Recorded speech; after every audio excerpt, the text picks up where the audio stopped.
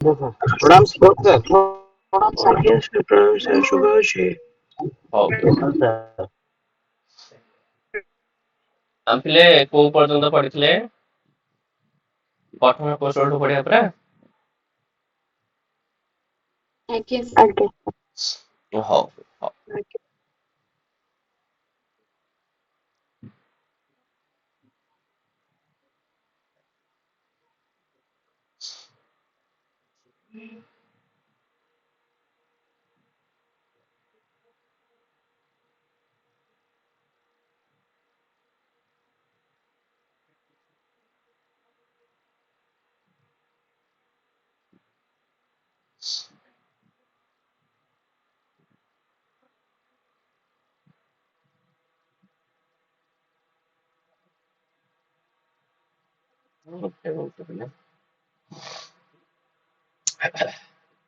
ହଉ ତାହେଲେ ଆମେ ପିଲା ପୂର୍ବ କ୍ଲାସରେ ଶ୍ରବଣ କୌଶଳ ଆଉ କୋଉଟା ଭାଷଣ କୌଶଳ ନାଇଁ କି?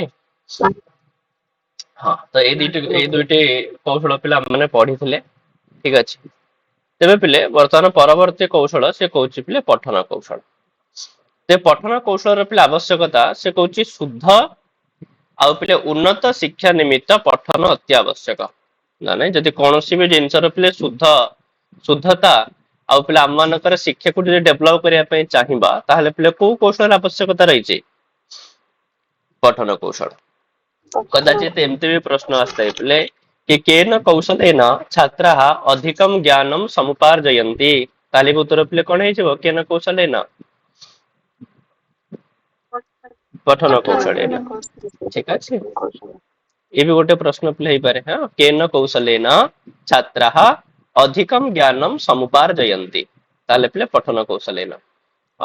किंतु जदि पिले एमती परीक्षा रे प्रश्न आसिला कि केन कौशलेन छात्राणां मानसिक विकास भवति वा अथवा पिले हाँ स्मृति शक्ति ही वर्धते ताहले पिले उत्तर कौन है जीव? लेखन लेखन कौशलेन है पिला मानकर स्मरण शक्ति व स्मृति शक्ति वृद्धि पाई थे तो लेखन कौशल द्वारा किंतु पिला मान अधिक ज्ञान उपार्जन करती पठन कौशल द्वारा है। तेरे से कहते पिले कि दुई जन वैज्ञानिक बस भयल और डियर बर्न नामक दुई जन वैज्ञानिक पिले कहती कि जितेबाला पठन कार्य चली थाए जितेबाला आम पढ़ू सेतेबाला आमर आखिर पिले मुख्यतः तीनोटी प्रक्रिया पिले कार्य करें। आम आखि पिले तीनोटी प्रक्रिया रे काम करें पिले कौन कौन से तीनोटी प्रक्रिया ताकू पिले मन रखि गोटे हूँ पिले गति गोटे हूँ स्मृति गोटे हूँ पिले कौन पश्चात गति ताले जेतेबेले पिले पठन कार्य समय चक्षुषः ठीक अछि चक्षुषः तिस्रः प्रक्रियाः प्रचलन्ति काः ताः ताले उत्तर हे पिले कोन गति स्मृति पश्चात गतिश्च हैला। त गति प्रक्रिया पिले कोन कहूची ना पिले पुस्तक पठन बेले चक्षुर आगकू आगकू चलन को पिले गति कहा जाए। जेमति तुम माने पिले गोटे कंटीन्यूअसली कोटे विषय पढुच तो आखि हमर कोन करि थाए पिले तो कोट उठला आ तो सर को जन हैला। तो तीनटा ही प्रक्रिया पिले गति स्मृति और कोन पश्चात गति पिले हैला। तो गति कथा से कहूची कि जेतेबेले आमे कोन से पुस्तक पिले पठन करू थाओ सेतेबेले हम आखि पिले कोन करि थाए ना आगकू आगकू पिले गति करि थाए माने गोटे माने जेमति के एबे मु पढुची पिले कि पुस्तक पठन बेले चक्षुर तले मो चक्षु पिले कोन करूची गोटे गोटे गोटे गोटे हेकि आगकू आगकू पिले गति करूची तबे एई जिंसडा पिले कोन कहा जाय गति बोली कहा जाय थाए गति हैला। किंतु स्मृति कौन ना स्मृति होची पिले जेतेबेले मु पढ़ुची सेतेबेले पूर्व प्रसंग ठीक अछि तार अर्थ को बुझी बुझी करी तबे ए जो जिंसडा होची पिले स्मृति सेति पय कहूची स्मृति होची पिले विषय संगति माने पूर्वापर संगति हैला अर्थ बोध अर्थ बुझीबा अथवा अन्य कौनसी कारणवशतः चक्षुर पिले एकाग्रता आ मानसिक प्रक्रिया सहित यदि विषय स्मरण करा जाय करी पढ़ा जाउ थाए तेबे ताहाको पिले कोन कहा जिवो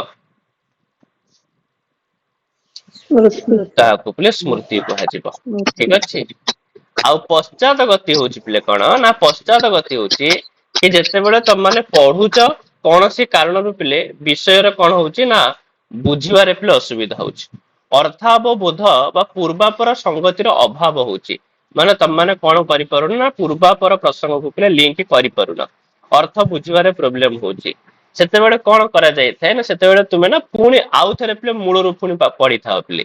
ତ ଏଇ ଜିନିଷଟାକୁ ହିଁ କଣ କୁହାଯାଏ, ପଶ୍ଚାତ ଗତି ହେଲା। ତ ସେଥିପାଇଁ କହୁଛି କି ଅର୍ଥାବବୋଧ ଅଭାବ କାରଣରୁ ହଉ, ନହେଲେ ତ ପିଲେ ପୂର୍ବାପର ସଂଗତିର ଅଭାବ କାରଣରୁ ହଉ। ଯେତେବେଳେ ପାଠକ ପିଲେ ପୂର୍ବ ବିଷୟର ପୁନଃ ପଠନ ଆଉ ବୋଧଗମ୍ୟ ସହିତ ପରବର୍ତ୍ତୀ ବିଷୟ ସାଙ୍ଗରେ କାର୍ଯ୍ୟକୁ ପିଲେ ଆମେ ମାନେ କଣ କହିଥାଉ, ପଶ୍ଚାତ ଗତି ପିଲେ କହିଥାଉ ହେଲା। ତ ତିନିଟା ଯାକ ଗତି ପିଲେ ମନେ ରଖିବ, ଠିକ ଅଛି। ଆଉଥରେ ପଶ୍ଚାତ ଗତି। ମାନେ ତମେ କୌଣସି ବିଷୟ ପିଲେ ପଢି ଚାଲିଲ ପିଲେ, ଠିକ ଅଛି, ଆଗକୁ ଆଗକୁ ପଢି ଚାଲିଲ। ତୁମେ ସିନା ପଢି ଦଉଛ କିନ୍ତୁ ଦେଖିଲା ବେଳକୁ ତୁମେ କଣ କରିପାରୁନ ନା ୟାର ପୂର୍ବରୁ କୋଉ କଥା କହୁଥିଲା, ଏବେ କୋଉ ବିଷୟରେ କହୁଛି, ତ ତୁମେ ଅର୍ଥ ବୁଝିପାରୁନ। ତୁମର ପୂର୍ବାପର ସଂଗତି କିଛି ହେଇପାରୁନି। ପୂର୍ବାପର ସଂଗତି ମାନେ ବୁଝିପାରୁଛ ତ, ପୂର୍ବରୁ କଣ କହୁଛି ଏବେ କଣ କହୁଛି, ଉଭୟଙ୍କ ଭିତରେ କଣ ଲିଙ୍କ ଅଛି, ଏଇ ଜିନିଷଟା। ତ ଏଇ ଜିନିଷ ମନେକର ତୁମେ ବୁଝିପାଇଲନି, ତାହେଲେ ତୁମେ କଣ କରିବ ସେଇଭଳିଆ ପରିସ୍ଥିତିରେ? ଆଉ ଥରେ ଆରମ୍ଭରୁ ପଢିବ ଲିଙ୍କ କରିବା ପାଇଁ, ଆଉ ଥରେ ଆରମ୍ଭରୁ ପଢିବ କି ନାଇଁ? ତାହେଲେ ଏଇ ଯୋଉ ଆଉଥରେ ପୁଣି ଆରମ୍ଭରୁ ପିଲେ ପଢିଲ, ଏଇ ଜିନିଷଟା ହିଁ ହଉଛି କଣ, ପଶ୍ଚାତ ଗତି ପିଲେ। ପଶ୍ଚାତ। ଠିକ ଅଛି। ଯଦି ପ୍ରଶ୍ନ ଏମିତି ହେଇପାରେ ପିଲେ କି ଅର୍ଥାବବୋଧସ୍ୟ ଅଭାବେ ଅଥବା ପୂର୍ବାପର ସଂଗତେ ହେ ଅଭାବେ ହେଲା, ପୂର୍ବ ବିଷୟସ୍ୟ ପୁନଃ ପଠନମ୍ କିମ୍ ଉଚ୍ୟତେ, ତାହେଲେ ଉତ୍ତର ହେଇଯିବ ପିଲେ କଣ, ପଶ୍ଚାତ ଗତି ହେଲା। ତାପରେ ସେଥିରକୁ ନେକ୍ସଟ ପିଲେ ସେ କହୁଛି କି ପିଲେ ଅମର କୋଷ ଆଦି ପୁସ୍ତକରୁ, ବ୍ୟାକରଣ ଶାସ୍ତ୍ରରୁ ଆଉ ସାଂସ୍କୃତିକ ପ୍ରଥାରୁ ପିଲେ ଅର୍ଥ ଗ୍ରହଣ ହୋଇଥାଏ ହେଲା। ବୁଝେଇଯିବ ପିଲେ, କିଛି ଅସୁବିଧା ନାହିଁ ତ?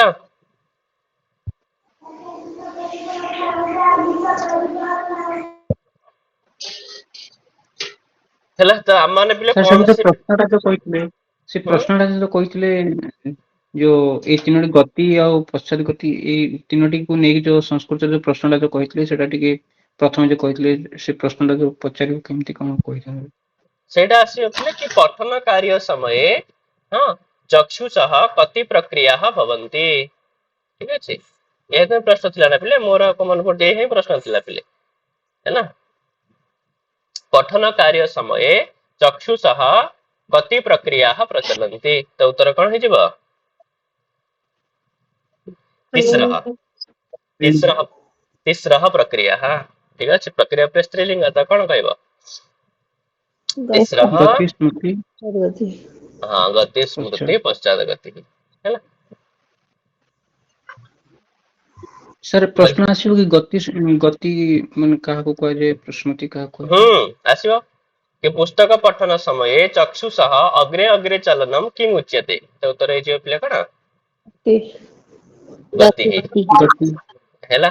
विषय संगति अर्थावबोध एकाग्रता मानसिक प्रक्रिया सह विषय स्मरणम किम उच्यते, ताले ହେଇଯିବ ପିଲେ ସ୍ମୃତି। स्मृति। ଆଉ ଯଦି ପିଲେ ପଶ୍ଚାତ ଗତି ପଚାରିବ ତାହେଲେ ଅର୍ଥାବବୋଧସ୍ୟ ଅଭାବେ ଅଥବା ପୂର୍ବାପର ସଂଗତେ ହି ଅଭାବେ ପୂର୍ବ ବିଷୟସ୍ୟ ପୁନଃ ପଠନମ କିମ୍ ଉଚ୍ୟତେ, ତାହେଲେ ହେଇଯିବ କଣ, ପଶ୍ଚାତ ଗତି ହେଲା। ଚାଲ ତାପରେ ପିଲେ ନେକ୍ସଟ ସେଥିରୁ କହୁଛି କି ଅମର କୋଷ ଆଦି ପୁସ୍ତକରୁ, ବ୍ୟାକରଣ ଶାସ୍ତ୍ରରୁ ଆଉ ସାଂସ୍କୃତିକ ପ୍ରଥାରୁ ପିଲେ କଣ କରାଯାଇଥାଏ, ଅର୍ଥ ଗ୍ରହଣ ପିଲେ। ଠିକ ଅଛି। ଆକ୍ଚୁଆଲି ଏଇ ଯୋଉ ବାକ୍ୟଟା ତମକୁ ଛୋଟ ଦେଖା ଯାଇ ପାରୁଥାଏ, କିନ୍ତୁ ଏ ବାକ୍ୟରେ ପିଲେ ବହୁତ ହିଁ ଡିପ ଅର୍ଥ ପିଲେ ଅଛି ହେଲା। ତ ମାନେ ଏତେ ଭିତରକୁ ପିଲେ ଯିବାର କିଛି ଆବଶ୍ୟକତା ନାହିଁ ପିଲେ, ନର୍ମାଲି ଆମେ ଖାଲି ବୁଝିବା। କାହିଁକି ନା ଏଇ ଯୋଉ ବାକ୍ୟଟି ପିଲେ ଇଏ ପିଲେ କୋଉ ବିଷୟରେ କହିବା ପାଇଁ ଚାହୁଁଛି ନା ପିଲେ ଶକ୍ତି ଗ୍ରହ ବିଷୟରେ କହିବା ପାଇଁ ଚାହୁଁଛି। କୋଉ ଗ୍ରହ ବିଷୟରେ କହିବା ପାଇଁ ଚାହୁଁଛି ପିଲେ, ଶକ୍ତି ଗ୍ରହ। ଶକ୍ତି ଗ୍ରହ ତମ ମାନେ ଶୁଣିଥିବ, ଯୋଉମାନେ ସାହିତ୍ୟ ପିଲା ଆଠଟି। ହେଇଥିବ, ନ୍ୟାୟ ପିଲା ହେଇଥିବ, ସେମାନେ ଶୁଣିଥିବ ଶକ୍ତି ଗ୍ରହ ବିଷୟରେ, ଶୁଣିଛ ନା ନାଇଁ? ଆଜ୍ଞା। ଠିକ ଅଛି। ଶକ୍ତି ଗ୍ରହର ମାନେ କଣ ବୁଝୁଛ ପିଲେ, ଶକ୍ତି ଗ୍ରହ? ଶକ୍ତି ଗ୍ରହ ହଉଛି ଆମର ବ୍ୟାକରଣ କୋଷ ଆଦି, ଏଇ ଯୋଉ ହଁ ଶକ୍ତି ଗ୍ରହ ଆଠଟି। ହଁ ଶକ୍ତି ଗ୍ରହର କାରଣ ହଉଛି 8ଟି, ଠିକ ଅଛି। ତ ଶକ୍ତି ଗ୍ରହର ମାନେ ହଉଛି, ଯେମିତି କି ବର୍ତ୍ତମାନ ପିଲେ ମୁଁ ହେଲେ କହିବି ପିଲେ ଗୌ, ଗହୁର ମାନେ ପିଲେ କଣ, ଗାଈ ପିଲେ। ନା ନାଇଁ ଯାହାର ଦିଟା ସିଂହ ଥିବ ଚାରି ଗୋଡରେ ଚାଲୁଥିବ ନା ନାଇଁ ବେକରେ ପିଲେ ଗଳ କମ୍ବଳ ଥିବ ତାକୁ ହିଁ ପିଲେ ଗୌହୁ। ତାହେଲେ ମୁଁ ଗୌହୁ କହୁ କହୁ ତୁମେ ସେଭଳି ଗୋଟେ ଜୀବକୁ ପିଲେ ବୁଝି ନଉଛ ନା, ତାହେଲେ ଗୌହୁ ଶବ୍ଦ ପିଲେ କୋଉ ଶକ୍ତି କି ଗ୍ରହଣ କରୁଛି ନା ଯାହାର ଗଳ କମ୍ବଳ ଅଛି, ଯାହାର ଦୁଇଟି ସିଂହ ଅଛି, ଚାରୋଟି ଗୋଡ ଅଛି, ତ ସେଭଳି ଏକ ଶକ୍ତିକୁ ପିଲେ ଗ୍ରହଣ କରୁଛି ପିଲେ। ମାନେ ସାର୍ ଇଏ ହଉଛି ବ୍ୟାକରଣ ପ୍ରମାଣ ପୋଷାକ ବ୍ୟାଖ୍ୟା ଏଇଟା ହଉଛି ଶକ୍ତି ଗ୍ରହର ଲକ୍ଷଣ। ଶକ୍ତି ଗ୍ରହର ପିଲେ 8ଟି କାରଣ। ତ 8ଟି କାରଣ ତମ ମାନେ ଯଦି ଚାହିଁବ ମଧ୍ୟ ମନେ ରଖିପାରିବ ପିଲେ ହେଲା। ତ ପ୍ରଥମ କାରଣ ଶକ୍ତି ହଉଛି ପିଲେ ଗ୍ରହस्तु व्याकरण प्रमाण पोषाक वाक्य व्यवहार तस्य वाक्य शेषात् विभूते भवन्ति सन्निहित सिद्ध पदस्य वृद्धाः। ପଦସ୍ୟ ବୃଦ୍ଧା ହେଲା। ଶକ୍ତି ଗ୍ରହର ପିଲେ 8ଟି କାରଣ ହଉଛି ବ୍ୟାକରଣ, ଉପମାନ, कोश ତାପରେ ହଉଛି ପିଲେ କଣ କୋଷ। କୋଷ ମାନେ ଅମର କୋଷ कोश ଇତ୍ୟାଦି ହେଲା। आप्त ତାପରେ ପିଲେ ଆପ୍ତ ବାକ୍ୟ। यथार्थ वक्ता ହଁ ଯଥାର୍ଥ ବକ୍ତା। ତାପରେ ହଉଛି ପିଲେ ବ୍ୟବହାର, व्यवहार। ଲୌକିକ ବ୍ୟବହାର। आज्ञा ବ୍ୟାକରଣ, ଉପମାନ, କୋଶ, ଆପ୍ତ ବାକ୍ୟ, ବ୍ୟବହାର। ତାପରେ ପିଲେ ବାକ୍ୟସ୍ୟ ଶେଷାତ୍। वाक्य शेषात् ବାକ୍ୟସ୍ୟ ଶେଷଃ। शेषात् କେତେଟା ହେଲା ପିଲେ? छ 6ଟା ହେଲା। ବ୍ୟାକରଣ, ଉପମାନ, କୋଶ, ଆପ୍ତ ବାକ୍ୟ, ବ୍ୟବହାର, ବାକ୍ୟସ୍ୟ ଶେଷ 6। 7 ନମ୍ବର ହଉଛି ପିଲେ କଣ ବିବୃତି। ବିବୃତି ମାନେ ବ୍ୟାଖ୍ୟା विभूति ହେଲା। ଆଉ 8 ନମ୍ବର ହଉଛି ପିଲେ କଣ ନା ସିଦ୍ଧ ପଦସ୍ୟ ସାନ୍ନିଧ୍ୟମ୍। सिद्ध पदार्थ सान्निध्य। ଇଏ ହଉଛି ପିଲେ 8ଟି କାରଣ ପିଲେ ହେଲା। ଆମେ କୌଣସି ବି ଶବ୍ଦର ଯୋଉ ଅର୍ଥ ପିଲେ ଗ୍ରହଣ କରୁଛେ ନା ତା ପଛରେ ପିଲେ 8ଟି ହିଁ କାରଣ ଥାଏ। ମନେ ରଖିଥିବ ପିଲେ। ସିଦ୍ଧ ପଦସ୍ୟ ସାନ୍ନିଧ୍ୟମ୍, ସାନ୍ନିଧ୍ୟମ୍ ଲେଖି ଦଉଛି ପିଲେ ହେଲା। ତାହେଲେ ଆମେ ମାନେ ଏତେ ଭିତରକୁ ପିଲେ ଯିବା କିଛି ଆବଶ୍ୟକ ନାହିଁ ପିଲେ, ଖାଲି ଜାଣିବା ପାଇଁ ମନେ ରଖିଥିବ ପିଲେ ହେଲା। ଏଇ 8ଟି କାରଣ ହେଇଥାଏ ପିଲେ। ଦୁନିଆରେ କୌଣସି ବି ଶବ୍ଦର ପିଲେ ଯୋଉ ଅର୍ଥ ଆମେ ମାନେ ଗ୍ରହଣ କରୁଛେ ତା ପଛରେ ପିଲେ କେତୋଟି କାରଣ ଅଛି? 8ଟି। ହଁ ତା ପଛରେ ପିଲେ 8ଟି କାରଣ ହେଇଥାଏ। ଏଇ 8ଟି କାରଣ ଯୋଗୁ ହିଁ ଆମେ କୌଣସି ବି ଶବ୍ଦର ପିଲେ ଅର୍ଥକୁ ଗ୍ରହଣ କରିପାରୁ। ଠିକ ଅଛି। ତ ସେଇ କଥାକୁ ଏତେ ବିସ୍ତୃତ ଭାବରେ ନ କହିକି ନର୍ମାଲି ଖାଲି କହିଦେଲା ପିଲେ କଣ ନା ଅମର କୋଷ ଆଦି ପୁସ୍ତକରୁ, ବ୍ୟାକରଣ ଶାସ୍ତ୍ରରୁ ଆଉ ସାଂସ୍କୃତିକ ପ୍ରଥାରୁ ପିଲେ କଣ ଗ୍ରହଣ ହୋଇଥାଏ? ଅର୍ଥ ପିଲେ ଗ୍ରହଣ ହେଇଥାଏ। ତୁମେ କୌଣସି ଶବ୍ଦର ପିଲେ ଅର୍ଥ ବୁଝିପାରିଲାନି ସାଙ୍ଗେ ସାଙ୍ଗେ ପିଲେ ଅମର କୋଷ ଲେଉଟେଇବ, ସେଥିରୁ ପିଲେ ଅର୍ଥ ବୁଝିଯିବ। ଅଥବା ତାର ପିଲେ ପ୍ରକୃତି ପ୍ରତ୍ୟୟ କରିଦବ ପିଲେ ବ୍ୟାକରଣ ଶାସ୍ତ୍ର ହିସାବରେ, ତାର ବି ଅର୍ଥ ବୁଝିଯିବ। ଆଉ ସାଂସ୍କୃତିକ ପ୍ରଥା ମାନେ କଣ? ସାଂସ୍କୃତିକ ପ୍ରଥା ମାନେ ଆମର ଡେ ଟୁ ଡେ ଲାଇଫ ପିଲେ ବା ଆମଠାରୁ କିଏ ଜ୍ୟେଷ୍ଠ ବ୍ୟକ୍ତି ଅଛନ୍ତି ପିଲେ ମାନେ ଯିଏ ପ୍ରକୃତରେ ଜାଣିଛି ଜିନିଷଟାକୁ, ତାକୁ ପଚାରିକି ତାଠୁ ବି ବୁଝିପାରିବ ଅର୍ଥ ପିଲେ। ତ ଏମିତି ପିଲେ ବିଭିନ୍ନ ଉପାୟରେ ହିଁ କୌଣସି ବି ଶବ୍ଦର ଆମ ମାନେ ପିଲେ ଅର୍ଥ ଗ୍ରହଣ ପିଲେ କରିଥାଉ ହେଲା। ହଉ ତାପରେ ସେଥିରୁ ନେକ୍ସଟ କହୁଛି ପିଲେ କି ଯୋଉ ପଠନ ରହିଛି ତାକୁ ଯଦି ପିଲା ଆମେ କ୍ଲାସିଫିକେସନ କରିବା, ତାର ଯଦି ଆମେ ଶ୍ରେଣୀ ବିଭାଗ କରିବା, ତ ସେ କହୁଛି ପଠନକୁ ପିଲେ ପ୍ରଥମେ 3 ଭାଗରେ ବିଭକ୍ତ କରାଗଲା। ପିଲେ ମୁଖରତା ପଠନ, ଭାବ ଗ୍ରହଣୀୟତା ପଠନ, ଆଉ ଗୋଟେ ହଉଛି ପିଲେ କଣ ପଠନ ଗତି ହେଲା। ମୁଖରତା ପଠନ ଭିତରେ ପିଲେ 2ଟି ପଠନ ରହିଛି। ସସ୍ୱର ପଠନକୁ ପିଲେ ମୌନ ପଠନ ମନେ ରଖିବ। ଆଉ ଭାବ ଗ୍ରହଣୀୟତା ଭିତରେ 2ଟି ରହିଛି, ଗୋଟେ ହଉଛି ଗହନ ପଠନ, ଗୋଟେ ହଉଛି ପିଲେ କଣ ବିସ୍ତୃତ ପଠନ। ଆଉ ଯୋଉ ପଠନ ଗତି ଅଛି ପିଲେ ୟା ଭିତରେ 3ଟା ଜିନିଷ, ମନ୍ଦ ପଠନ, ସାମାନ୍ୟ ପଠନ, ଆଉ ହଉଛି ପିଲେ କଣ ଦ୍ରୁତ ପଠନ। ଆକ୍ଚୁଆଲି ଦ୍ରୁତ ଟା ଏମିତିକା ନୁହଁ ପିଲେ, ଏଠି ଭୁଲ ଲେଖିଛି। ଦ୍ରୁତରେ ପିଲେ ଦରେ ରୁ ଫଳା ହର୍ଷ ଉକାର, ଦ୍ରୁତ ପଠନ। ସାର୍ ପ୍ରଥମେ ପଠନ 3 ପ୍ରକାର ନା ମୁଖରତା, ଭାବ ଗ୍ରହଣୀୟତା, ପଠନ ଗତି। ହଁ ମୁଖରତା, ଭାବ ଗ୍ରହଣୀୟତା, ପଠନ ଗତି ଠିକ ହେଲା। ଶ୍ୱଶୁର ପଠନ କଣ? ଆସିବ ତାପରେ ଧୀରେ ଧୀରେ ସବୁ ଜାଗା ପଠନ ବିଷୟରେ ଆପଣ ଜାଣିବା। ଠିକ ଅଛି ଦେଖ, ସେ ପଠନ କୁ ଆମେ ଯୋଉ 3 ଭାଗରେ ବିଭକ୍ତ କଲେ ପିଲେ ମୁଖରତା ପଠନ, ଭାବ ଗ୍ରହଣୀୟତା ପଠନ, ଆଉ ହଉଛି ପିଲେ କଣ ପଠନ ଗତି ପିଲେ। ଠିକ ଅଛି। ମୁଖରତା ପଠନ ମୁଖରେ କରାଯାଉଥିବା ପିଲେ, ମୁଖ ମାଧ୍ୟମରେ ପ୍ରକାଶିତ ପଠନକୁ ଆମେ କୋଉ ପଠନ କହିବା? ମୁଖରତା ପଠନ କହିବା। ସିଏ କହୁଛି କି ମୁଖରତା ପଠନ 2 ଭାଗରେ ହେଇପାରେ। କଣ କଣ ନା ଗୋଟେ ହେଇପାରେ ସସ୍ୱର ପଠନ, ଗୋଟେ ହେଇପାରେ କଣ ମୌନ ପଠନ। ସସ୍ୱର ପଠନ ଯୋଉଠି ପିଲେ ଆବାଜ ଶୁଣା ଯାଉଥିବ, ମାନେ ସ୍ୱରରେ ପଢା ଯାଉଥିବ। ठीक है स्वर माने केवल कविता नुह गद्य मध्य पिले एठी स्वर माने होचे जोथुर आवाज बारुथुव अन्य जण सुनि पारुथुव हैला तो Sound से reading. साउंड पिले साउंड रीडिंग ठीक तो से टाइप रो पठन का माने कोन कहबा सस्वर पठन ठीक अछि मौन पठन साउंडलेस जोथरे पिले किछि साउंड नथिबो ठीक अछि तो केवल तमे ही सेटा बुझी पारुथुव तुमे ही पढी पारुथुव तो सेटा होछु को पठन पिले मौन पठन मौन पठन ठीक अछि तो नॉर्मली बुझी जियो तापर हम ता विषय डिटेल्स रे पढिबा आ भाव ग्रहणीयता पठन होचे एभली पठन जहार उद्देश्य थाए कि से पढि जहा हम जहा पढुचे तार भाव को ग्रहण करिबा तार भाव को बुझिबा माने आ सेई भाव को बुझिबा पई दुई प्रकार पठन करा जाय थाए गोटे होची गहन पठन गोटे होची प्ले कोन विस्तृत पठन विस्तृत पठन प्ले गहन पठन विस्तृत पठन भितरे पार्थक्य एति कि गहन कहले हम काहा को बुझिबा ना माने अल्प जिंस पछे पढू किंतु तार ता भितरे प्ले कोन कोन प्रकृति प्रत्यय रहिची ठीक अछि माने पूरा डीप को जाय प्ले पढिबा ये होची कोन गहन पठन पूरा डीपली पढिबा प्ले किंतु विस्तृत पठन होची कोन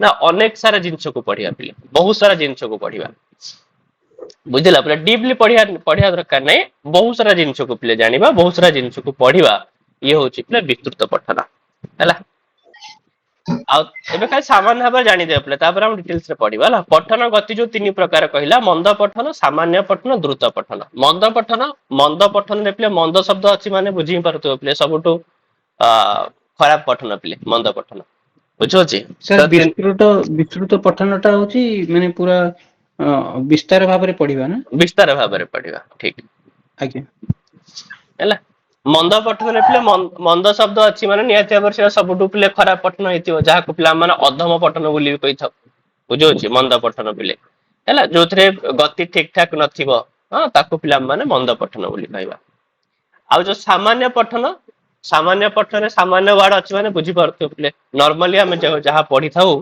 ताको हम माने को पठन कहबा सामान्य पठन आ जो द्रुत पठन ई हो जो सबटु प्ले बढ़िया पठन द्रुत पठन किंतु माने जे द्रुतर माने बुझी दबन कि माने द्रुत कोन स्पीड रे द्रुत पठन माने होची प्ले एक्चुअली हमर साहित्य रे प्ले ठीक अछि रस को ग्रहण करिया को प्ले द्रुत बोली कहा जाय छै ठीक अछि एतले हृदय प्ले विगलित हो जाय ना नै जेमते कि विश्वनाथ कविराज प्ले कहिसंती माने रसानुभूति ही कस्मात ना द्रुतत्वात् हैला जेतेबेले हृदय प्ले द्रुत हो जाए हृदय जेतेबेले विगलित हो जाए सेतेबेले माने कोन ग्रहण करिथाउ प्ले कोन से भी जिंसर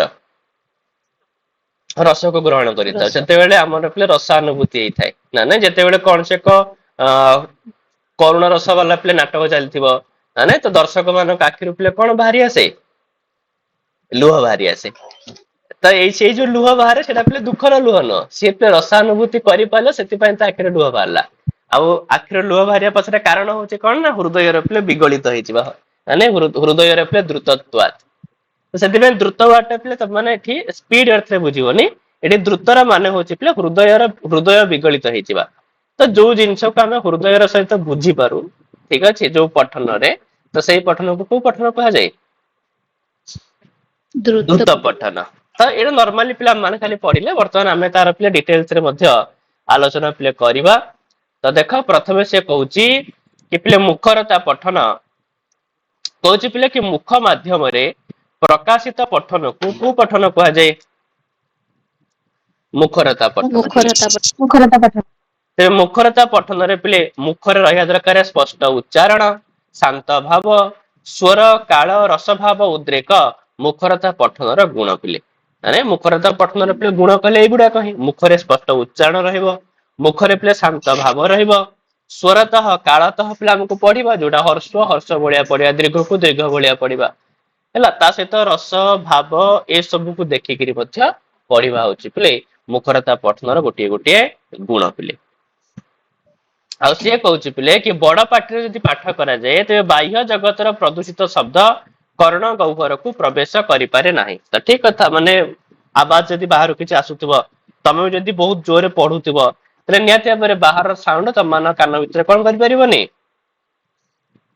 प्रवेश करि परिबो नाही हैला आ से कहउचंदी प्ले विस्पष्टम अद्भुतम शांतम स्पष्टाक्षरम पदम तथा कालस्वर समायुक्तम रस भाव समन्वितम पढिया बेले प्ले एई भली पढिया दरकार प्ले विस्पष्टम विस्पष्टम माने विशेष भाव रे स्पष्ट अत्यंत स्पष्ट अद्भुतम अद्भुतम माने पिले माने एभଳି पढुथबो जेमति कि लागुथबो कि हां के जने पढुची पिले बुझि होछ ना नाही अन्य जन को आश्चर्य कर देला भलिया आ शांत भाव रे अक्षर को स्पष्ट भाव रे पद को पिले पढ़िया दरकार काल स्वर समायुक्तम तो काल दृष्टि स्वर दृष्टि ठीक भाव रे पढ़िया दरकार आ रस भाव समन्वितम तबे रस आ जो भाव सब रही से सब को मिसई करी पिले कोन करिया दरकार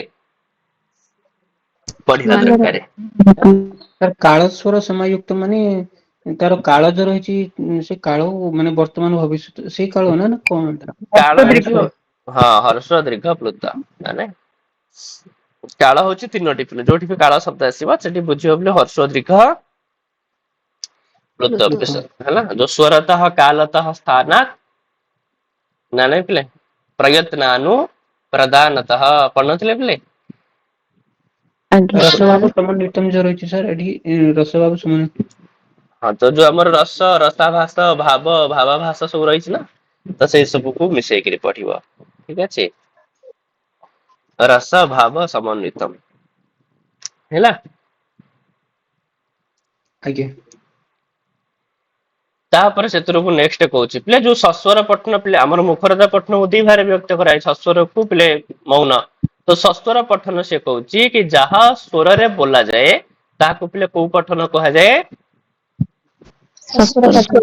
सस्वर पठन आ सस्वर पठन पे चारोटी भेद खाली मन रखिते प्ले सस्वर पठन होची चारि प्रकार लय युक्त पठन मौखिक पठन आक्षरिक पठन आ होची प्ले कोन गृह पठन गृह पठन तो सस्वर पठन होची पिले एभली भाबरे चारि प्रकार आ प्रत्येक श्लोक को पिले से कहूची केतोरी स्वर रे पिले गान करा जाए ସାତଟି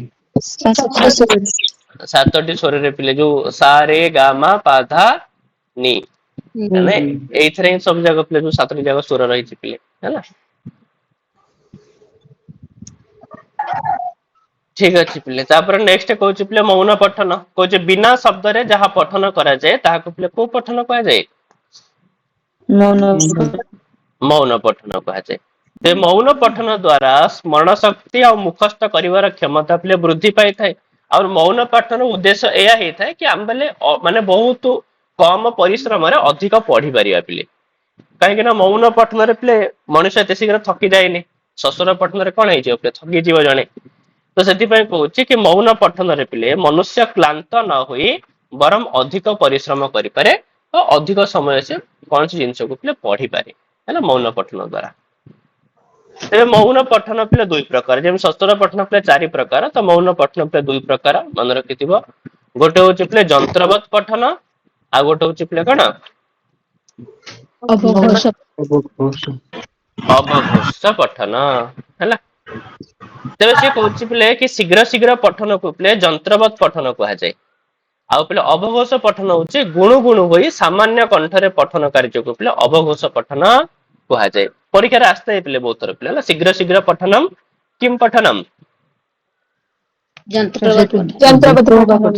ଯନ୍ତ୍ରବତ କେମିତି ହଉଛି ଏଠି ଶୀଘ୍ର ପଢିବାଟା ତାର ନା ଖାଲି ଦେଇ ଦେଇଛି ଯନ୍ତ୍ର ସାଙ୍ଗରେ କି ସମ୍ପର୍କ ନାହିଁ ସେଇ ପଠନକୁ ଯନ୍ତ୍ରବତ ପଠନ ପିଲେ କୁହା ସତେ ଯେମିତି ମେସିନ ପଢୁଛି ଏଇ ଟାଇପ ର ଜିନିଷକୁ ଆଉ ହେଲା ତ ଯନ୍ତ୍ର ସାଙ୍ଗରେ ତାର ସେମିତି କିଛି ସମ୍ପର୍କ ନାହିଁ ଠିକ ଅଛି ଏଇଟା ସବୁ ଟର୍ମ ୱାର୍ଡ ଯାକ ତ ସେଇଭଳିଆ ହିଁ ମନେ ରଖିବ ପିଲେ ତାହେଲେ ଶୀଘ୍ର ଶୀଘ୍ର ପଠନକୁ ପିଲେ କୋଉ ପଠନ କୁହାଯାଏ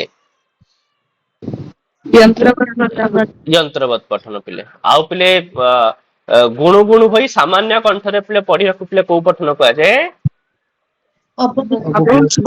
ଅବଘୋଷ ପଠନ ଠିକ ଅଛି ତ ଭ୍ରମର ପରୀକ୍ଷା ଭଁର ପରୀକ୍ଷା ପିଲେ ଗୁଣୁ ଗୁଣୁ ହୋଇକିରି ସାମାନ୍ୟ କଣ୍ଠରେ ପିଲେ ପଢିବାକୁ ଅବଘୋଷ ପଠନ ପିଲେ କୁହାଯାଇଥାଏ ହେଲା ତ ଏଇଭଳିଆ ପିଲେ ମୁଖରତା ପଠନ ବିଷୟରେ ଆମମାନେ ଦେଖିଲେ तापर नेक्स्ट कहूची पिले भाव ग्रहणीयता पठन सर तार इंग्लिश रे भी कोन होची सेडा भी कहबे काहे एग्जाम रे सेडा ही बेसी आसुची इंग्लिश रे तमरे एथरे लास्ट उपले देखिबो तमरे एथरे पूरा इंग्लिश सब जाक वर्ड दे देछि पिले एबे मु सेते इंग्लिश रे किछ रखिनी ताबे गोटे टोटल गोटे अध्याय टाइप रे हेछि पिले सेतरे तुमको ए गोटिए जगह रे समस्त इंग्लिश मिलि जिवो हला ଯନ୍ତ୍ରପାତି ପଠନ ସାର୍ ମେସିନ୍ ମେକାନିକାଲ ରିଡିଂ ହବ। ହଁ ମେକାନିକାଲ ରିଡିଂ ହବ ଆଉ। ହେଲା। ତମକୁ ଏଥିରେ ମିଳିଯିବ ପିଲେ ଠିକ ଅଛି ଏସବୁ ଏଇ ସବୁ ସଇଲା ପରେ ପିଲେ ଏ ଦେଖ ଏଇଠି ତମକୁ ନା ସବୁ ଯାକ ଜିନିଷ ପିଲେ ମିଳିଯିବ ଠିକ ଅଛି। ଏଥିରେ ସବୁ ଯାକର ପିଲେ ଇଂଲିଶ ଭର୍ସନ ତମକୁ ଏଇଠି ସବୁ ଯାକ ଅଛି ପିଲେ ସବ୍ ଠିକ ଭୋକାଲ ଅଛି। ରିଡିଂ। ହେଲା ହେଇଠି ଯନ୍ତ୍ରବତ ପଠନ ପିଲେ କଣ ଦେଇଛି ମେକାନିକାଲ ରିଡିଂ ଠିକ ଅଛି। ଅବଘୋଷ ପଠନ ପିଲେ ସବ୍ ଭୋକାଲ ରିଡିଂ ଠିକ ଅଛି। ଚାଲ ତ ଏଇ ବହିରେ ପିଲେ କୌଣସି ଜିନିଷ ଛଡା ହେଇନି ପିଲେ ତମ ମାନେ ଭାବୁଥିବ କୋଉଟା ଜିନିଷ ନଥିବ ସେମିତି କିଛି ବି ନାହିଁ ପିଲେ ହେଲା। ତମର ପରୀକ୍ଷାରେ ଯୋଉ ଜିନିଷ ଆସିବ ସବୁ ଯାକ ଜିନିଷ ପିଲେ ଏଇଥିରେ ହିଁ ଥିବ। କୋଉଠି ରହିଗଲା ପିଲେ ବାକି ତମକୁ କେବଳ ଏ ବହିକି ପିଲେ ପଢିବାର ଅଛି ଭଲସେ ପିଲେ ମନ ଧ୍ୟାନ ଦେଇକିରି ହେଲା। କାହିଁକି ନା ତମ ମାନେ ଆଜି ପର୍ଯ୍ୟନ୍ତ ଯେତିକି ବି ପରୀକ୍ଷା ଯାଇ ସରିଯାଇଛି ପିଲେ ଠିକ ଅଛି ସବୁ ପରୀକ୍ଷାର କୋଶ୍ଚିନ୍ କୁ ଉଠେଇକି ଦେଖିପାରିବ ପିଲେ ତ ସେ କୋଶ୍ଚିନ୍ ରୁ 95% ତମକୁ ଏଇ ବହିରୁ ହିଁ ମିଳିଯିବ ପିଲେ ସବୁ ଯାକ ହେଲା। କାରଣ ଏ ବହି ପିଲେ କୌଣସି ପ୍ରକାର କପି ପେଷ୍ଟ ନୁହଁ ପିଲେ ବହୁତ ପରିଶ୍ରମ ପ୍ରିଭିୟସ୍ କ୍ୱେଶ୍ଚନ ବି ଏଇ ବହିରେ ଅଛି କି? ହଁ ପ୍ରିଭିୟସ୍ ର କୋଶ୍ଚିନ୍ ବି ଅଛି ପିଲେ ଏ ବହି କିନା ପିଲେ ବହୁତ ହି ପରିଶ୍ରମ ଲେଖିବାକୁ ପଡିଛି ପିଲେ ଠିକ ଅଛି। ଏ ବହିରେ କୌଣସି କପି ପେଷ୍ଟ କୋଉଠୁ ଇଏ ହେଇନି ସେ ମାନେ ଯେମିତି କି ଲେଖା ହେଇଥିବ ଆଉ ଜଷ୍ଟ ଖାଲି କପି ପେଷ୍ଟ କରାହେଇଯିବ ପିଲେ ବହି ମାନେ ଆଉ ତାକୁ ପଢାଯିବନି ଏଇଟା ଆସିବ କି ନ ଆସିବ ସେ ସବୁକୁ ନ ଦେଖିକିରି ସେମିତି କିଛି ବି କରାହେଇନି ପିଲେ ଠିକ ଅଛି। ତ ସାର୍ ଯୋଉ ଯୋଉ ପ୍ରିଭିୟସ୍ ପଚାର କଣ ଲିଙ୍କ ଅଛି କି କଣ? ପ୍ରିଭିୟସ୍ ର କୋଶ୍ଚିନ୍ ମୁଁ ତମକୁ ପଠେଇଥିଲି ପରା ପିଲେ ଲିଙ୍କ ସବୁ ଯାକ ହେଲା। ଯୋଉ ଲିଙ୍କ ରେ ତମର ସବୁ ନୋଟ ଅଛି ପିଲେ ସେଇ ଲିଙ୍କ ରେ ସବୁ ପିଆଇକ୍ୟୁ ଯାକ ବି ଅଛି ହେଲା। ଚାଲ ତାପରେ ପିଲା ମାନେ ଦେଖିବା କି ଭାବ ଗ୍ରହଣୀୟତା ପଠନ ପିଲେ କଣ ନା ଏହି ପଠନ ମାଧ୍ୟମରେ ବିଦ୍ୟାର୍ଥୀ ମାନେ ସଂସ୍କୃତ ଭାଷାର ଭାବକୁ ହୃଦୟଙ୍ଗମ କରିଥାନ୍ତି ଠିକ ଅଛି। ମୁଁ ତମମାନଙ୍କୁ କହିଲି ପିଲେ ଭାବ ଗ୍ରହଣୀୟତା ପଠନର ଉଦ୍ଦେଶ୍ୟ ପିଲେ କଣ ଆମେ ଯାହା ଭାବ ପଢୁଛେ ଗ୍ରହଣ ତାର ଭାବକୁ ପିଲେ ବୁଝିବା ତାର ଭାବକୁ ପିଲେ ହୃଦୟଙ୍ଗମ କରିବା ହେଲା। ତେବେ ପିଲେ ସେ କହୁଛି ଏଇ ଯୋଉ ଭାବ ଗ୍ରହଣୀୟତା ପଠନ ଏହା ହଉଛି ପିଲେ କେତେ ପ୍ରକାର ଦୁଇ ପ୍ରକାର ହେଲା। ଗୋଟେ ହଉଛି ପିଲେ ଗହନ ପଠନ ଗୋଟେ ହଉଛି ପିଲେ ବିସ୍ତୃତ ପଠନ ଠିକ ଅଛି। ତେବେ ଗହନ ପଠନ ଇଏ କହୁଛି ପିଲେ ଅତି କଷ୍ଟରେ ବହୁ ପରିଶ୍ରମ ଆଉ ଚିନ୍ତନ ମାଧ୍ୟମରେ ଯୋଉ ପଠନ କରାଯାଇଥାଏ ପିଲେ ତାକୁ ପିଲେ କୋଉ ପଠନ କୁହାଯାଏ ଗହନ ପଠନ। ମାନେ ଗହନ ପଠନ ମୁଁ କହିଲି ନା ପିଲେ ଯୋଉ ଜିନିଷରେ ପିଲେ ଡିପଲି ଥିଙ୍କିଙ୍ଗ ହେଇଥାଏ ପିଲେ ଯୋଉଥିରେ ଆମେ ପିଲେ ଗଭୀର ଚିନ୍ତନ କରିକିରି ପଢିଥାଉ ତାକୁ ହିଁ ଆମେ ମାନେ ପିଲେ ଗହନ ପଠନ ବୋଲି କହିଥାଉ। ତେବେ ଗହନ ପଠନର ସେ କହୁଛି ଦୁଇଟି ଉଦ୍ଦେଶ୍ୟ ପିଲେ ଗୋଟେ ହଉଛି ବିକାଶାର୍ଥକ ପଠନ ଗୋଟେ ହଉଛି ପିଲେ କଣ ସନ୍ଦର୍ଭ ପଠନ। ବିକାଶାର୍ଥକ ପଠନ ଯେତେବେଳେ ପିଲା ନିଜର ଡେଭଲପମେଣ୍ଟ ଚାହୁଥିବ ଯେମିତି ଗୋଟେ ପିଲା ପାଇଁ ତାର ଡେଭଲପମେଣ୍ଟ ପିଲେ କଣ ଗୋଟେ ସାମାନ୍ୟ ସ୍କୁଲରେ ପଢୁଥିବା ପିଲା ପାଇଁ ତାର ଡେଭଲପମେଣ୍ଟ ହଉଛି କେମିତି ମୁଁ ପରୀକ୍ଷାରେ ଭଲ ମାର୍କ ରଖିବି। ଆରେ ଗୋଟେ ଛାତ୍ର ପାଇଁ ପିଲେ କଣ ପିଲେ ଭଲ ତାର ଡେଭଲପମେଣ୍ଟ ର ସଂଜ୍ଞା ଭଲ ମାର୍କ ରଖିବା କି ନାଇଁ ହେଲା। ତ ସେଥିପାଇଁ ଗୋଟେ ପିଲାଟିଏ ପିଲେ ଯଦି ପରୀକ୍ଷାରେ ପିଲେ ଅଧିକ ଲବ୍ଧାଙ୍କ ପାଇବା ପାଇଁ ମାନେ ଗହନ ପଠନ କରୁଛି ତେବେ ସେଇ ପଠନକୁ ଆମେ କଣ କହିବା ବିକାଶାର୍ଥକ ପଠନ ପିଲେ। ସେଥିପାଇଁ କହୁଛି କି ଛାତ୍ର ନିଜ ପାଠ୍ୟକ୍ରମକୁ ଲକ୍ଷ୍ୟ କରି ଅଧିକ ଲବ୍ଧାଙ୍କ ପାଇଁ ଯଦି ପାଠ କରିଥାଏ ତେବେ ତାକୁ ହିଁ କୋଉ ପଠନ କୁହାଯିବ ବିକାଶାର୍ଥକ ବିକାଶ ପଠନ। ମାନେ ଗହନ ପଠନ ହିଁ ପିଲେ କିନ୍ତୁ ଗହନ ପଠନର ପିଲେ କୋଉ ଭେଦ ବିକାଶାର୍ଥକ ପଠନ। ଆଉ ସନ୍ଦର୍ଭ ପଠନ ହଉଛି କି ଯେତେବେଳେ ପିଲେ କୌଣସି ସାନ୍ଦର୍ଭିକ ବିଷୟକୁ ପଢିବା ମାନେ ଗ୍ରନ୍ଥସ୍ଥ ବିଷୟ ମାନେ ଗ୍ରନ୍ଥସ୍ଥ ମାନେ ପାଠ୍ୟ ବିଷୟ ଗୁଡିକୁ ପ୍ରାସଙ୍ଗିକ ଉଦାହରଣ ଭାବେ ଗ୍ରହଣ କରିବାକୁ ସନ୍ଦର୍ଭ ପଠନ କୁହାଯାଇଥାଏ ଠିକ ଅଛି। ତ ତା ସାଙ୍ଗରେ ଯୋଉ ପ୍ରାସଙ୍ଗିକ କିଛି ବିଷୟ ରହୁଛି ତାକୁ ପିଲା ଏକ୍ଜାମ୍ପଲ ହିସାବରେ ଯଦି ପଢା ଯାଉଛି ତେବେ ତାକୁ ପିଲା କୋଉ ପଠନ କୁହାଯିବ ସନ୍ଦର୍ଭ ପଠନ ପିଲେ କୁହାଯିବ ହେଲା। ତ ଇଏ ହେଇଗଲା ପିଲେ ଗହନ ପଠନର ପିଲେ ଦୁଇଟି ଜିନିଷ କଣ କଣ ବିକାଶାର୍ଥକ ପଠନକୁ ସନ୍ଦର୍ଭ ପଠନ। ସାର୍ ସନ୍ଦର୍ଭ ଆଉ ସନ୍ଦର୍ଭ ମାନେ ପ୍ରାସଙ୍ଗିକ ମାନେ ସେମ ରିଲେଟେଡ ଜିନିଷ ମାନେ ବିଷୟ ଯୁକ୍ତ। ହଁ ବିଷୟ ବହିର୍ଭୂତ କିନ୍ତୁ ବିଷୟ ସାଙ୍ଗରେ କଣ ହଉଥିବ ପିଲେ ଲିଙ୍କ ଥିବ ତାକୁ ହିଁ ତ ପିଲେ ପ୍ରାସଙ୍ଗିକ ସାନ୍ଦର୍ଭିକ କୁହାଯାଇଥାଏ ଆଉ ହେଲା। ମାନେ ଆମମାନେ ଯୋଉ ସାର୍ ବିଷୟ ଯେମିତି ଅଭିଜ୍ଞାନ ଶାକୁନ୍ତଳମ ର ଯେମିତି ଆପଣ କହୁଥିଲେ ସେଦିନ ଯେ ତାର ଛନ୍ଦ ହଁ ଏଇଗୁଡାକ ତ ମାନେ ତାର ଛନ୍ଦକୁ ଜାଣିବା ପାଇଁ ଆମେ ଅନ୍ୟ ବହି ପଢିଥାଉ ହଁ ସେଇ ଟାଇପ ର ଜିନିଷ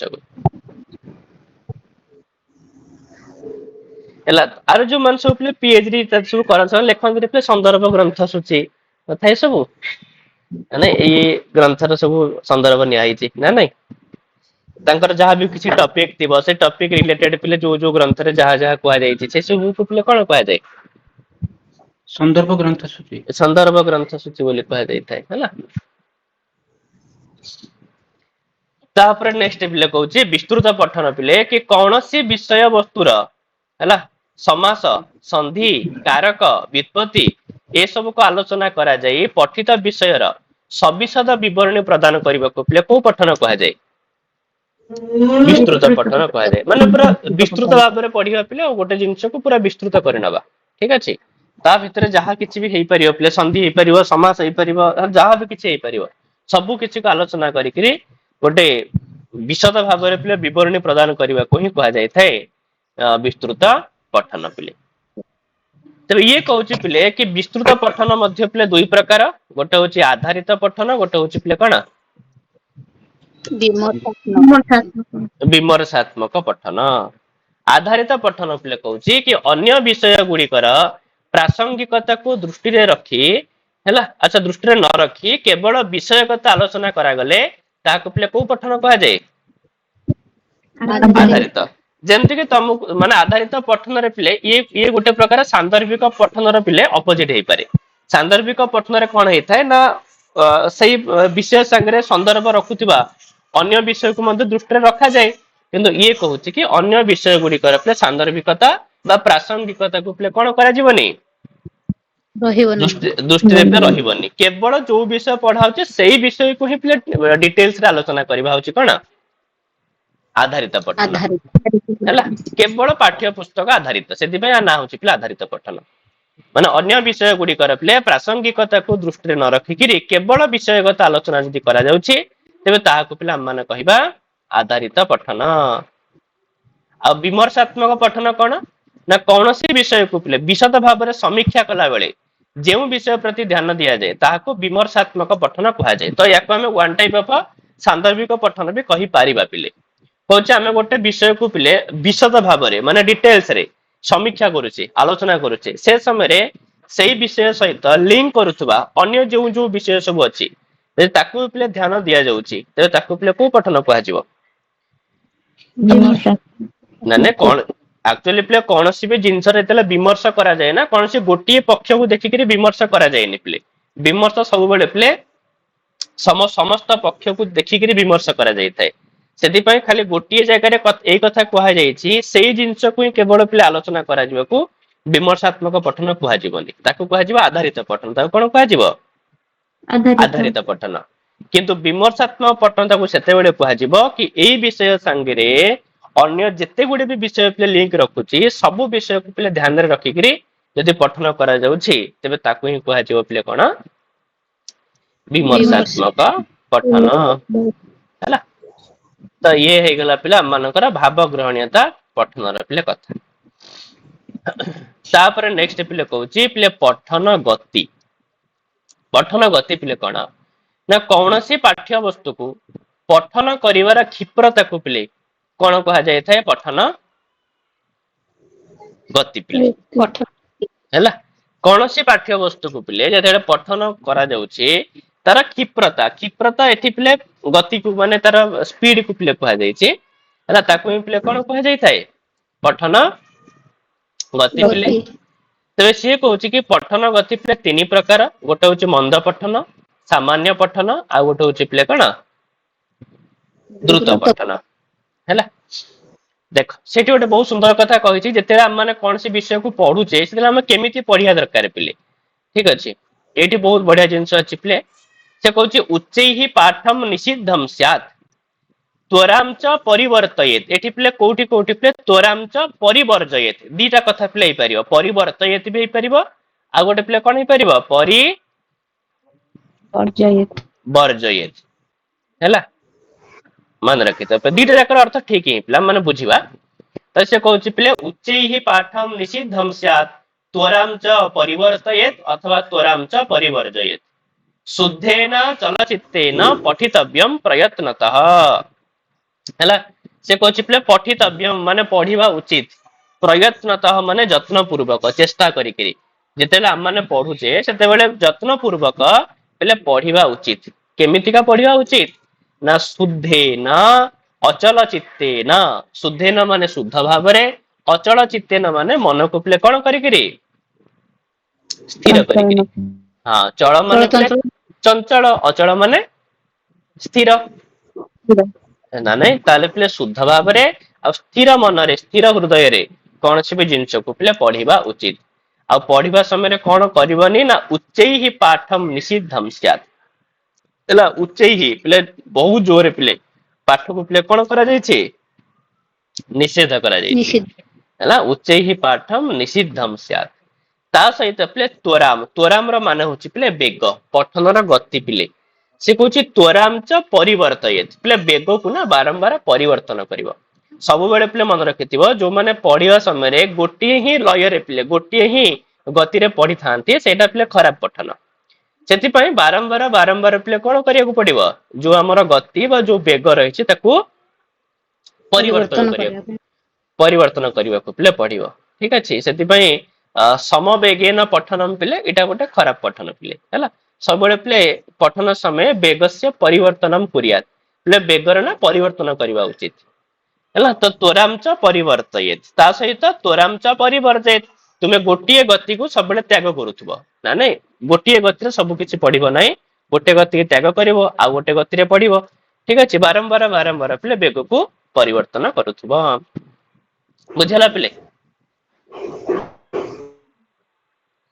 ଆଉ ଟିକେ कोना कोडा पहले बुझलानी एटा त्वरम च परिवर्ते सेटा त्वराम च परिवर्ते जेते तुमे कौन सी विषय को पढुछ तुमे पढिबार जो फ्लोटा पढिबार जो गतिटा वेगटा ताको ना परिवर्तन करिवो तमान देखिथियो पले प्राय जगह रे जेते बेले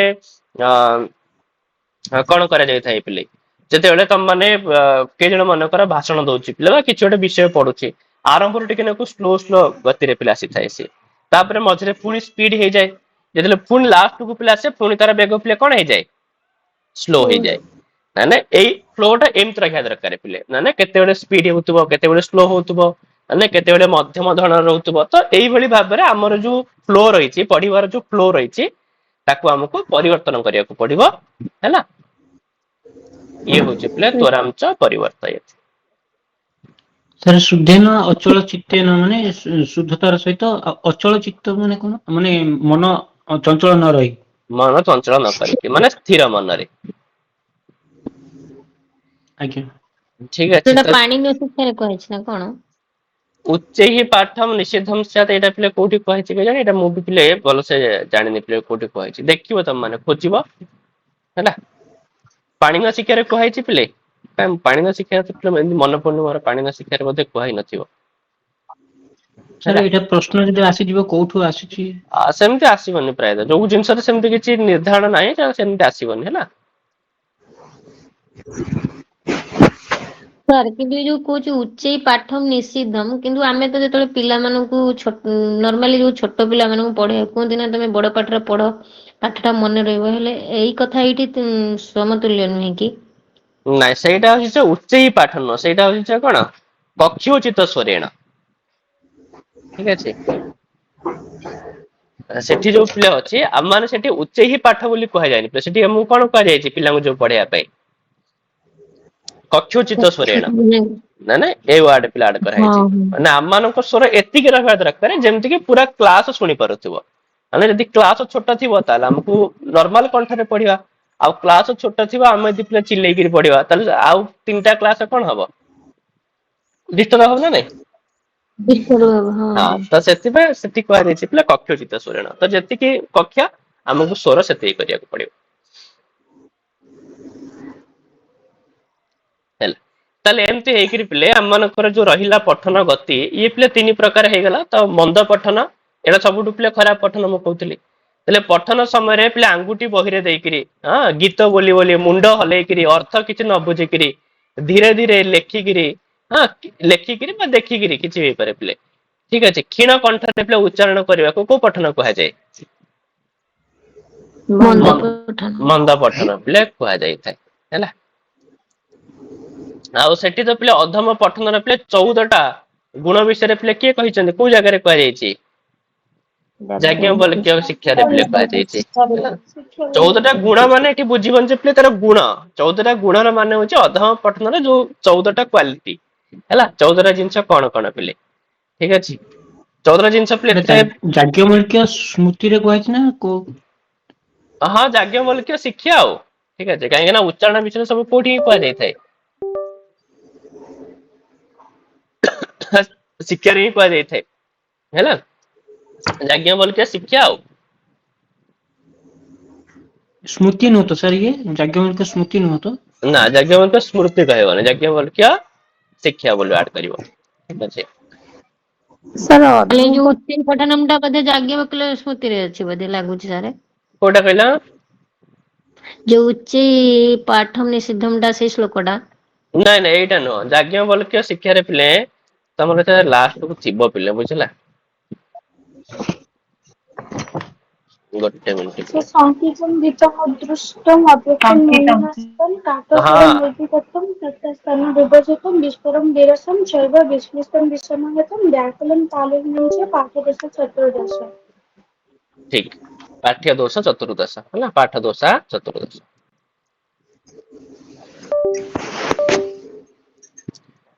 ତାର ଏ ଉଚ୍ଚେଇ ପାଠମ୍ ଟା କୋଉଥିରେ ଅଛି? ଉଚ୍ଚେଇ ପାଠମ୍ ଟା ପିଲେ ସେମିତି କିଛି ମେନସନ ହେଇନି କୌଣସି ଗ୍ରନ୍ଥ ପିଲେ, ଠିକ ଅଛି। ତ ସେଥିପାଇଁ ଯୋଉ ଯୋଉ ଜିନିଷ ପିଲେ ମେନସନ କରାଯାଇନି, ତ ସେଗୁଡାକ ଏତେ ତମମାନଙ୍କ ପାଇଁ ଇମ୍ପୋର୍ଟାଣ୍ଟ ପିଲେ ନୁହଁ, ଠିକ ଅଛି। ସାର୍ ଅଧମ ପଠନ ଚତୁର୍ଦ୍ଦଶ ଗୁଣ କଣ କଣ? ଅଧମ ପଠନ ସେ ଝିଅ ବି କହିଲା ପରା, ଝିଅ ଦେଖ ତଥାପି ଏ ବହିରେ ପିଲେ ତମର ଲାଷ୍ଟକୁ ଥିବ ପିଲେ, ଠିକ ଅଛି। ମୁଁ ତଥାପି ତମମାନଙ୍କୁ ସେ ପଏଣ୍ଟ ଟା ଦେଖେଇ ଦଉଛି ପିଲେ।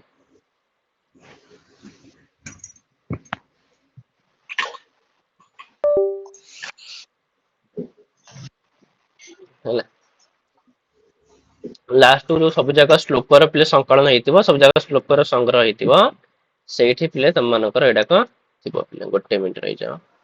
ସାର୍ 29 ପେଜରେ 19 ନମ୍ବର ଶ୍ଲୋକରେ ଲେଖା ହେଇଛି। 29 ପେଜ ନା, ହଁ ପେଜ ନମ୍ବର ଏଠି କହିଦଉନ ପ୍ଲିଜ, ସର୍ଚ୍ଚ କରିଦେଲେ ହେଇଯିବ ହେଲା। 19 ନମ୍ବର। 29 ପେଜରେ 19 ନମ୍ବର ଶ୍ଲୋକ ହେଲା, ଏଇଟା ହେଲା ଚତୁର୍ଦଶ ପିଲେ ମନେ ରଖିଥିବ। ସଂକିତମ୍ ଭୀତମ୍ ଉଦ୍ଦୃଷ୍ଟମ୍ 3, ଅବ୍ୟକ୍ତମ୍ 4, ଅନୁନାସିକମ୍ ପିଲେ 5, କାକସ୍ୱରମ୍ ମୂର୍ଧ୍ନିଗତମ୍ ସ୍ଥାନ ବିବର୍ଜିତମ୍ ହେଲା 5 3 8। ତାପରେ ହଉଛି ପିଲେ ବିଶ୍ୱରମ୍ ବିରସମ୍ ବିଶ୍ଲିଷ୍ଟମ୍ 10 ବିଷମାହତମ୍ 11 11 ପିଲେ। ତାପରେ ବ୍ୟାକୁଳମ୍ 12, ତାଳୁହୀନମ୍ ଚ 13। ନାଇଁ ମ ଆଉ କୋଟେ ରହିଗଲା କି ପିଲେ ଗୋଟେ ଆଉ 1 2 3 ବ୍ୟାକୁଲମ୍ 4 5 6 7 8 9 10 11 12 13 14 ହେଲା ପୁରା ପିଲେ। ତାଲୁହୀନମ୍ ଚ ପାଠ ଦୋସାଃ ଚତୁର୍ଦଶ ଚତୁର୍ଥ ହେଲା। 14 ଯାକ ପିଲେ ହେଲା ତ ସଂକିତ ମାନେ ସଂକିତ ପିଲେ ଯେମିତି କି କାହାକୁ ଗୋଟେ ଭୟ କଲା ଭଳିଆ ପିଲେ ପଡିବା। ଠିକ ସଂକିତ ଭୀତ ପ୍ରାୟତଃ ଏକା ଭଳିଆ ଜିନିଷ ହିଁ ପିଲେ ହେଲା। ଉଦ୍ଦୃଷ୍ଟ ମାନେ ହଉଛି ପିଲେ କଣ? ଆରେ ପୁରୁଣା ପିଲା ପିଲା କହୁନ ଉଦ୍ଦୃଷ୍ଟମ ପିଲେ କଣ କୁହାହେଇଥିଲା? କଣ କରିବ? ଉଚ୍ଚସ୍ୱରେ ଅତି ବଡ ପାଟିରେ ଅତ୍ୟଧିକ ବଡ ପାଟିରେ ପଢିବା। ଆଉ ଅବ୍ୟକ୍ତମ ହେଇଗଲା ପିଲେ ଯାହା ପଢୁଥିବ ଶକ୍ତ ନହବା ହଁ ମାନେ ଶୁଣା ନ ଯିବା। ଅସ୍ପଷ୍ଟ ଶୁଣା ଭାବରେ ପଢିବା। ହଁ ଅଳ୍ପ ସ୍ୱରରେ ପିଲେ ପଢିବା ଶୁଣା ଯାଉନଥିବ। ଅନୁନାସିକ ହେଇଗଲା ନାକରେ ପଡିବା ନାକରେ କହିପାରିବା। ନାକରେ ପଢିବା। ଆଉ କାକ ସ୍ୱର ପିଲେ କର୍କଶ ସ୍ୱର କର୍କଶ ସ୍ୱରରେ ପଢିବା ହେଲା। ତାପରେ ପିଲେ ମୂର୍ଧନି ଗତମ ମୁଣ୍ଡ ହଲେଇବା ମୁଣ୍ଡ ହଲେଇ ପଡିବା ହେଲା। ଆଉ ସ୍ଥାନ ବିବର୍ଜିତମ୍ ମାନେ ଏପଟ ସେପଟ ଆଦ୍ୟନ୍ତର ହେଇକି ବର୍ଣ୍ଣ ଗୋଟେ ପ୍ରୟୋଗ ଜାଗାରେ ମତେ ନ ଛିଡା ନାହିଁ ହେଇକି। ପଢିବା। ଉଚ୍ଚାରଣ ସ୍ଥାନ ମାନେ ଠିକ ନ ରଖିବା। ଆଉ ବିଶ୍ୱରମ୍ ସ୍ୱରକୁ ନ ମାନି ପଢିବା। ହଁ ତ ସ୍ୱରକୁ ଭୁଲିଯିବା ସ୍ୱର ଠିକ ନ ରଖିବା ଠିକ ଅଛି। ଆଉ ପିଲେ ବିରସମ ରସଶୂନ୍ୟ ଭାବରେ ପଢିବା। ହଁ ତ ନିରସ ଭାବରେ ପଢିବା ବା ରସହୀନ ଭାବରେ ପଢିବା। ଆଉ ବିଶ୍ଲିଷ୍ଟମ୍ ଦିନମାଦି ଚିହ୍ନ ମାନଙ୍କୁ ନ ମାନିକି ପଢିବା। ହଁ କୋଉଠି ନନଷ୍ଟପ ଭାବରେ ପଢି ଚାଲୁଥିବ କିଛି ନଥିବ ପିଲେ ଠିକ ଅଛି ନା ନାଇଁ। ତ ଇଏ ହଉଛି ପିଲେ ବିଶ୍ଲିଷ୍ଟମ୍। ହଁ ଆଉ ବିଷମାହତମ୍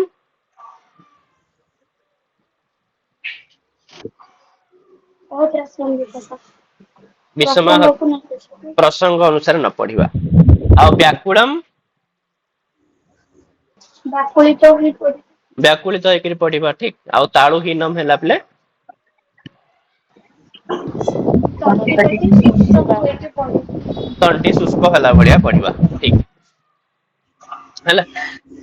ତ ଏଇ ଯୋଉ 14ଟା ଯାକ ପିଲେ ରହିଛି ଏଇଟା ପିଲେ କୋଉଠି କୁହାଯାଇଛି ଯାଜ୍ଞବଲ୍କ୍ୟ ଶିକ୍ଷା ଶିକ୍ଷାରେ ପିଲେ। ଚାଲ ଆମେ ସେଇଟା ପିଲେ କେତେ ନମ୍ବର ପେଜ ଟା ଲେଖିଦେଲ ଟିକେ 13 13 ନମ୍ବର ହେଲା।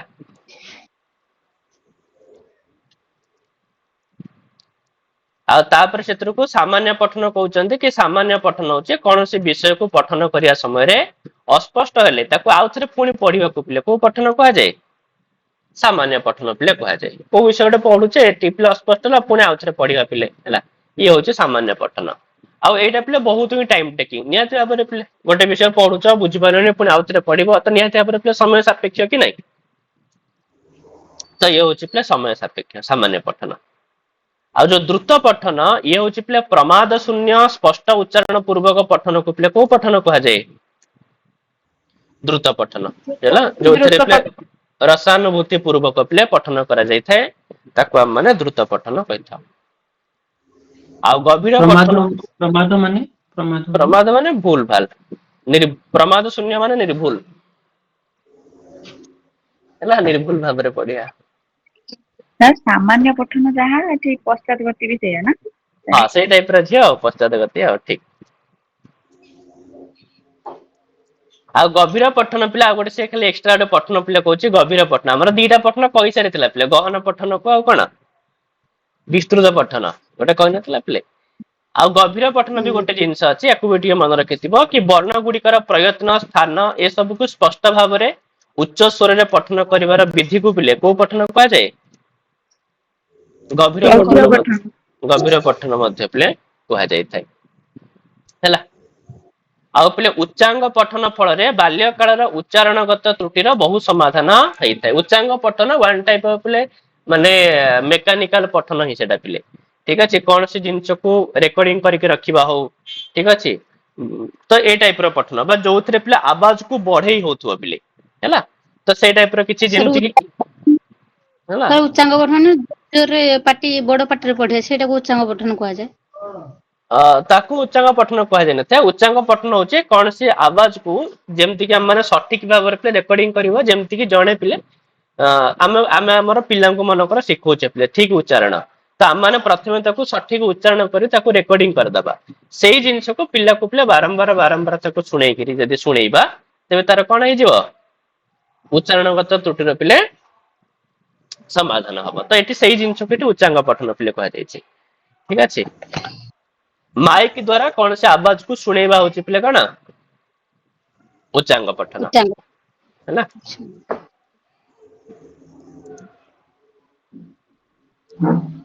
ତ ଏମିତି ହେଇକରି ପିଲା ତମମାନଙ୍କର ବାଲ୍ୟ କାଳର ଯୋଉ ଦେଲା ମାନେ ବାଲ୍ୟ କାଳ ଶିଖେଇଛନ୍ତି ନା ପିଲାମାନଙ୍କୁ ଶିଖେଇ ପାରିବ ପିଲାମାନଙ୍କର ବାଲ୍ୟ କାଳରୁ ହିଁ ତାଙ୍କର ଉଚ୍ଚାରଣଗତ ତ୍ରୁଟି କିଛି ସମାଧାନ କରିନବା ତାହେଲେ ଆଉ ଫ୍ୟୁଚରରେ କିଛି ପ୍ରୋବ୍ଲେମ ନଥିବ ଠିକ ଅଛି। ତାପରେ ଆମେ ନେକ୍ସଟ କାଲିକି ପିଲେ ଯୋଉ ଲିଖନ କୌଶଳ ଅଛି କାଲିକି ପିଲାକୁ ଦେଖିବା ଆଉ ହେଲା। ହଉ ପିଲେ ଠିକ ଅଛି। ସାର୍ ହଉ। ଜୟ